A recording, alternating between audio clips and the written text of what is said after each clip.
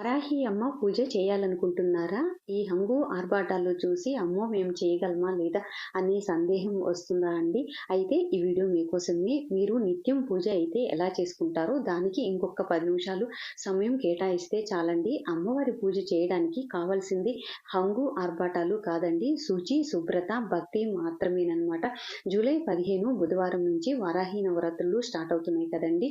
మేము సెపరేట్‌గా పీఠం ఏర్పాటు చేసుకొని అంత టైం మాకు కుదరదండి అనుకున్న వాళ్ళు మీరు నిత్యం పూజ చేసుకున్నట్లుగానే మీ పూజా మందిరంలోనే అమ్మవారిని పూజించుకోవచ్చు. ఎటొచ్చి సూర్యోదయానికన్నా ముందుగానే అమ్మవారి పూజ చేసుకోవాలి, లేదా సూర్యాస్తమయం తర్వాత మాత్రమే చేసుకోవాలి.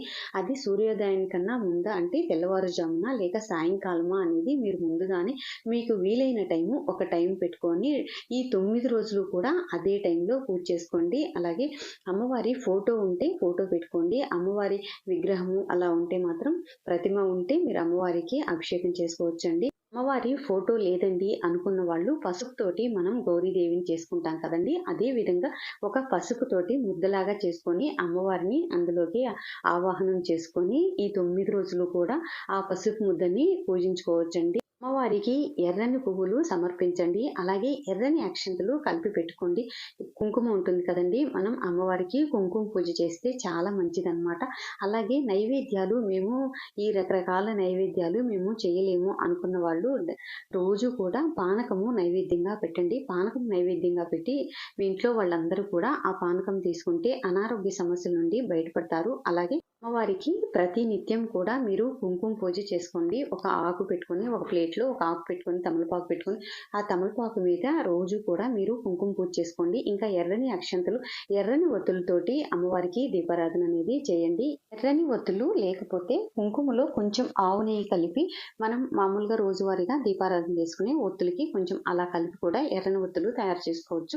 అలాగే సొంత ఇల్లు అనేది ఒక కళ అండి. అలాంటి సొంత ఇంటి కోసం అమ్మవారిని ఏ మంత్రంతో పూజ చేయాలి, అలాగే సంతానం లేక బాధపడేవారు అమ్మవారిని ఏ మంత్రంతో పూజించాలి, అలాగే భూమికి సంబంధించిన గొడవలు అలాంటి వాళ్ళు అమ్మవారిని ఏ మంత్రంతో పూజించాలి అనేది నేను ఒక షార్ట్ అనేది నెక్స్ట్ వీడియోలో షేర్ చేస్తాను. మీరు ఈ కుంకుమ పూజ అనేది చేసుకుంటూ అమ్మవారికి ఎర్రని అక్షంతలతోటి పూజ చేసుకుంటూ మీకు సొంత ఇల్లు కావాలనుకున్న వాళ్ళు ఆ మంత్రం చదువుకోవచ్చు. అలాగే సంతానం కావాలనుకున్న వాళ్ళు ఆ మంత్రం చదువుకుంటూ అమ్మవారిని పూజించుకోవచ్చు. అలాగే అనారోగ్య సమస్యలతోటి బాధపడే వాళ్ళు కానీ ఎవరైనా సరే ఇలా అమ్మవారి పూజ సపరేట్గా పీఠం ఏర్పాటు చేసుకోకుండా కూడా మన నిత్యం పూజ అయితే ఎలా చేసుకుంటామో దీపారాధన అనేది అదే విధంగా ఇంకొక 10 నిమిషాలు సమయం కేటాయించుకొని ఈ వారాహిదేవి నవరాత్రులు అనేది చేసుకోవచ్చండి. అందరూ